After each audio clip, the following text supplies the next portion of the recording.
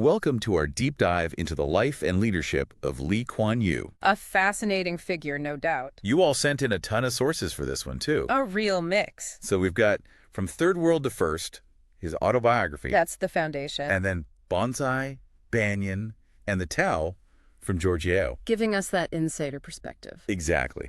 And then, of course, we've got those deeper dives on Kuan Yew himself. Like the Grand Master's insights. And the man and his ideas, plus the wit and wisdom. Can't forget up close. So much to unpack. Where do we even begin? Well, I think the natural starting point is his own story, But right? chapter by chapter. We'll go through his autobiography. Get the essence of each period. Then we can layer in these other perspectives. So it really jumps out. Sounds like a plan. All right, so early life, big influences. Born into a well-off family in Singapore. British colonialism looming large. And then, boom, World War II.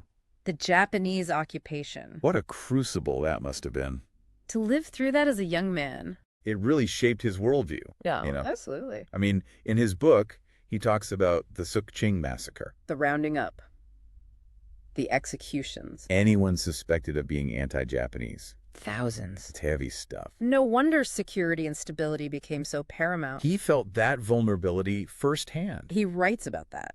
From Third World to First. The fragility of peace and order. It had to be protected. Fiercely. And it's not just that he saw it happen to others. Right. He worked for Japanese propaganda. Wow. Imagine that. Reporting news favorable to the enemy. Even as he knew things were going badly. The psychological impact. To see the war from their perspective. The propaganda machine. From the inside. It must have given him such a unique understanding. The narratives. Information, how it's manipulated. The public opinion. Shaping it. And that's a theme that runs throughout his career. Oh, without a doubt. Mastery of communication. Controlling the narrative. Okay, so fast forward, post-war. He's back in Singapore. A lawyer. But things are changing. Rapidly. Nationalism's surging across Asia. And he's right in the thick of it. Founding the PPP. The People's Action Party. And what a time. He had this incredible political instinct. He did. Connect with the Chinese-speaking majority. But also outmaneuver the communists. Vying for control. It was such a tightrope walk. Wasn't it? Harness the energy of anti-colonial sentiment. But not let the communists hijack the movement. A delicate balance. And this is where that phrase comes in. Seek conquered, maintain differences. Right. From the man and his ideas. Signaling his stance. To allies and rivals. Brilliant. Unity on core goals. Acknowledging diversity. Within the movement. A true leadership lesson. Uniting people around a purpose. While navigating all that internal complexity. The power of language. Choosing your words carefully. To achieve your aims. Precisely. So the PP gains momentum. Push for independence intensifies. And we come to this pivotal chapter. The merger with Malaysia. Seemed like the answer. A natural union.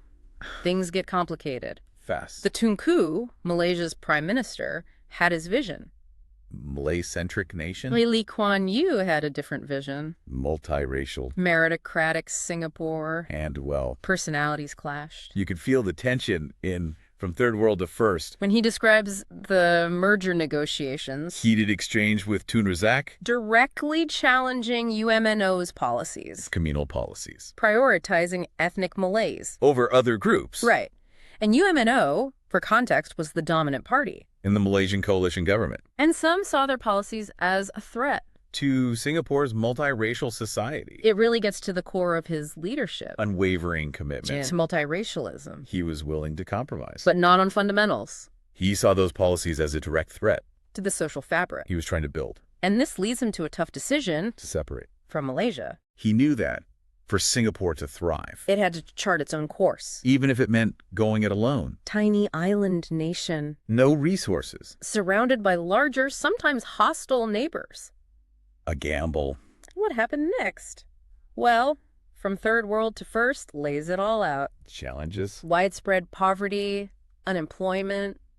Lack of basic infrastructure. But you see his drive, too. That determination. To overcome it all. It's like they handed him this tiny island and said, good luck. Right. No natural resources. Make it work. He knew they had to be exceptional just to survive. Had to. So he focused relentlessly on attracting foreign investment, Smart. build a world-class education system. Create a skilled workforce. And he wasn't afraid to make tough calls. Even the unpopular ones. No time for sentimentality. Or ideology. He had to do whatever it took. To succeed. And there's this great story In The Man and His Ideas. about his obsession with Shell. The oil company. Yeah, their leadership selection. What about it? They had this thing called helicopter qualities Helicopter qualities. to identify high potential people. What does that even mean? People who could see the big picture, but also zoom in on the details. So you're saying he was always searching for the best talent? Absolutely. The brightest mind? And to help build the nation. It wasn't just about, like, book smarts. Nope. You were looking for visionaries. Problem solvers. People who could anticipate challenges and adapt. Exactly. He instilled that mindset In the government. in the people. Discipline, meritocracy, long-term planning. The hallmarks of Singapore's model. But he also knew a nation's more than just its GDP. Right. You need a cohesive society. One that transcends those differences. Ethnic, religious. And that's where things get really You interesting. knew you needed a shared identity. A sense of purpose. But how do you build that in a place as diverse as Singapore? Good question. Bilingualism. Okay. Everybody learned English. Plus their mother tongue. Create a national narrative. Emphasize those common values. A shared destiny. And he wasn't afraid to tackle those sensitive topics. Race. Religion. Even if it meant being seen as heavy-handed. Well, Bonsai Banyan and the Tao offers a good perspective on this. George Yeo's book. Yeo, the former foreign minister, talks about that constant balance. Between what? Competitiveness and compassion. Okay, I'm listening. He says, quote, "We are a very competitive society, which is good because competition is a spur to excellence. But this competitiveness must be tempered by loyalty to other members of the group. The stronger members must help carry the weaker members." It's that duality, isn't it? Exactly. That competitiveness. But also that sense of community. You can't just leave people behind. And that resonates even more today. Inequality. Social mobility. It's a global conversation. And then there's the global stage itself. Foreign policy. Kuan Yew, master of realpolitik, Always putting Singapore's interests first. even when dealing with superpowers. He knew small states had to be agile. Correct. Offer something valuable. He couldn't afford to pick sides. Not ideologically. He had to be pragmatic. Relationships, alliances, based on what was best for Singapore. Exactly. And the Grand Master's insights on China shed some light on this too. His thinking on China. Balancing those relationships. With both the U.S. and China. A tightrope walk. Especially for a small nation. There's that story in Up Close too. About refusing to endorse Deng Xiaoping's book. Even though it could have caused problems. Diplomatic friction. It takes guts to stand up to a superpower. Especially when you're a small nation. Dependent on their goodwill. But he was determined to maintain Singapore's sovereignty. Make their own decisions. Not be anyone's puppet. And he had this incredible foresight. Geopolitical shifts. He saw the rise of China coming. Long before many others. Knew it would have massive implications. For the region. For the world. He was always looking ahead. Trying to understand those underlying currents. That would shape the future. But of course he wasn't always right. Nobody is. He made mistakes. Misjudged situations. But even those offer valuable lessons. The importance of adapting. Being willing to learn. To change course as the world changes. Absolutely. Early life, independence, the merger, separation, building a nation, foreign policy. It's a lot. But what about the man himself? Behind the policies. His beliefs. His values. Well, if you look at his words, the accounts from those who knew him. What stands out? A few things, really. First, that deep-seated pragmatism. He wasn't an ideologue. Right. Not wedded to any one theory. Persistent. In the man and his ideas, he says. Let me guess. I was never a prisoner of any theory. What guided me were reason and reality. The acid test I applied to every theory or scheme was, would it work? There it is. The problem solver. Always testing those theories. Against reality. His own observations, experiences. Evidence. Proof that it worked in the real world. And willing to change his mind if it didn't. Absolutely. Pride, dogma. Couldn't get in the way. Finding those solutions. For Singapore. It's that adaptability. That flexibility. That let him navigate all that turbulence. And achieve those remarkable results. Another key value. discipline. Meritocracy He believed talent and hard work, should be rewarded. regardless of background. Social status. But as Yew points out, In Bonsai, Banyan, and the Tao, right, there's the tension in Lee Kuan Yew's thinking. balancing Competitiveness, of passion. Yeo writes, the stronger members must help carry the weaker members. Even as he pushed for excellence, He recognized that need for social cohesion, to take care of those who might fall behind. in a highly competitive society. It's that duality that makes his legacy so fascinating. Isn't it? Not black and white. Full of those contradictions. And nuances. And one of the most intriguing aspects, Go on. how his views on democracy evolved. Evolved how? Early on, he was pretty skeptical. Of Western-style democracy. Yeah. Especially that whole idea that one man, one vote would automatically lead to good governance. Well, he'd seen firsthand how fragile those democracies could be Especially in new nations. grappling with all those divisions. Ethnic.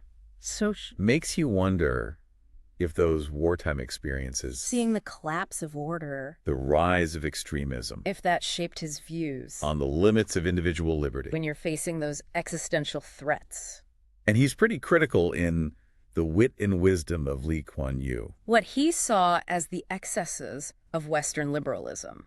Unfettered individualism. Moral relativism. Decline of traditional values. Weakening Western societies. And he contrasted that with what he saw as those strengths of Asian societies, right? Exactly. Emphasis on family. Community. Discipline. Key factors, he thought, in Singapore's economic success. But it's important to remember, What's that? his views on democracy did shift Over time. as Singapore matured. Its people, More educated. politically aware. He recognized that need. For greater participation Accountability. in government. It wasn't about rejecting democracy.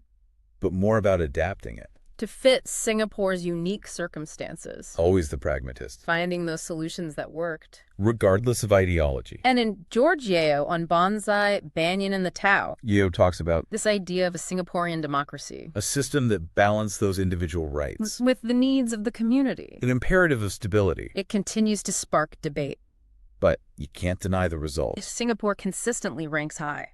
Global indices. Economic freedom, social progress, quality of life. It's a testament to his ability to find a path that worked, For Singapore. even while challenging those conventional ideas. About democracy, development, So we've explored his life, his leadership. successes, controversies. But the question I keep coming back to, What's that?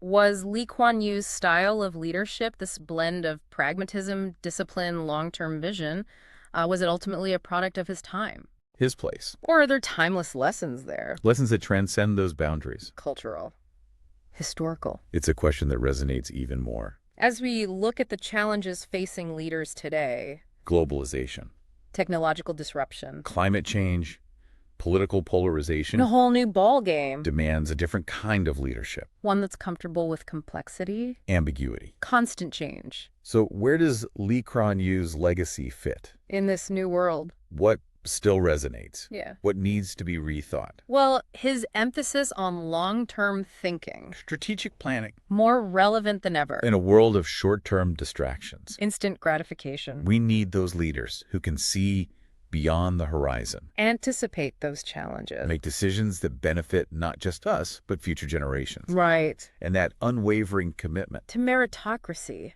excellence. He knew Singapore couldn't afford to be complacent. Had to constantly strive to be better You sense that drive. in everything he did. And that's a lesson that applies anywhere. Any organization, any nation. Complacency is the enemy of progress. You've got to challenge the status quo. Push for that continuous improvement. Never settle. Never settle for good enough. But it's not just about being smart. Efficient. Lee Kuan Yew understood the importance of building that cohesive society. Shared sense of purpose. Identity. Something we're really struggling with today. In many parts of the world. He recognized that economic success wasn't enough. You need that social compact. Shared values. A willingness to work together. For the common good. And he wasn't afraid to make those tough choices. Address those sensitive issues. Even if it meant being unpopular. He knew that ignoring them would just lead to bigger problems later on. He believed in honesty, transparency, Even when it was uncomfortable. essential for building trust. A shared sense of responsibility.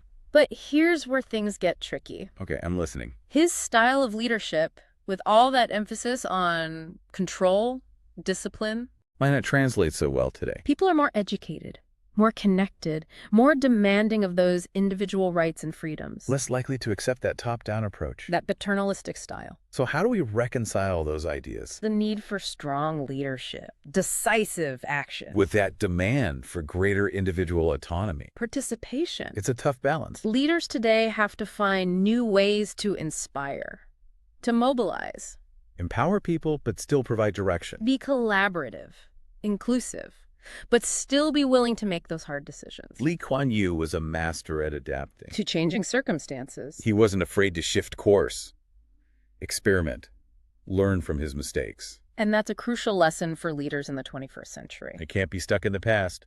Dogma, ideology. You've got to be pragmatic. Yeah. Results-oriented. Willing to adjust. As needed. So as we wrap up this deep dive, I think the key takeaway is this. Kuan Yew's legacy. Complex. Multifaceted. Full of insights, cautionary tales. He was a product of his time and place. But his understanding of human nature, Leadership, dynamics of power. still relevant today. The challenge for us now is to distill that essence. The strategic thinking, the pursuit of excellence, the commitment to building that cohesive society, But finding new ways to connect to inspire. in this rapidly changing world. So think about what resonated with you. What lessons did you find most valuable? How might you apply them to your own life, your work, your community? It's a journey, and we hope this deep dive has helped illuminate it. And so keep questioning, keep reflecting, keep seeking those timeless insights. That can help us shape a better tomorrow.